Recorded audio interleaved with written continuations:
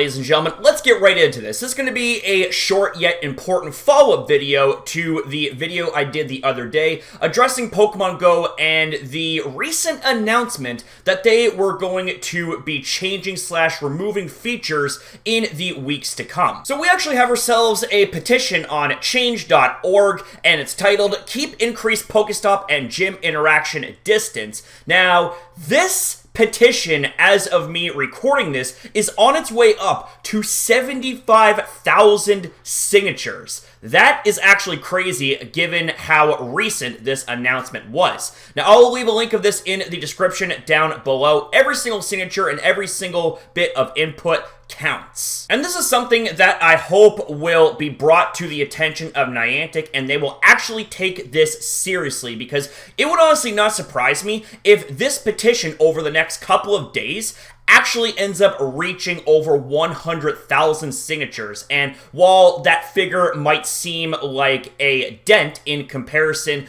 to the millions of players worldwide that play this game, that right there should be telling enough that this is something that needs to be heard out. Now, I actually want to bring this up as well because it's rather important. We have ourselves Duncan Can't Die tweeting out, Pokemon Go players harassed the community manager on her personal Twitter so hard she had to delete her account. I say just delete Pokemon Go at this point. I hate people. Now, I wanted to bring that tweet up because I'm almost willing to bet that this instance relates to the recent announcement involving Pokemon Go and what we had just talked about, not just in this video briefly, but also what I had talked about in greater detail in my more recent video. And I just want to make a couple of things very, very clear here. You don't need to go out of your way to harass and bully someone into submission to get your point and criticisms across. You know, there is such a thing as called being a gentleman or being a lady about it,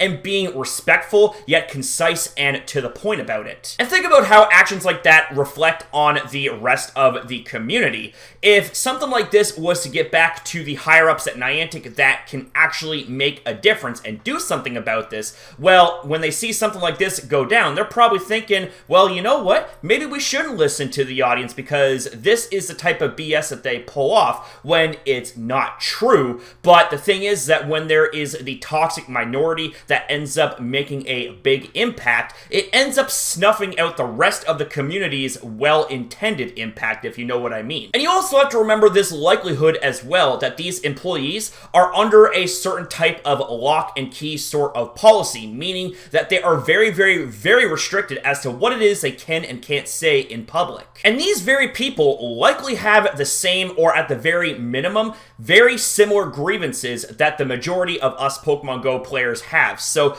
just remember these things at the end of the day, that they are not only just people like you and me, but they are people with very little to no power at all, actually, because even though they work for Niantic, they're very, very, very restricted as to what it is they can say and do. And as much as I can't stand Niantic as a whole because of how they treated Pokemon Go and the fans, the thing is, there is a much better way to go about bringing forth concerns and criticisms, and harassing someone off Twitter is definitely not one of them. But anyways, ladies and gentlemen, that's pretty much all I have to say here for this quick little follow-up. Thank you guys very much for watching. Thank you for your time. The link to the petition will be in the description down below if I haven't already said it earlier.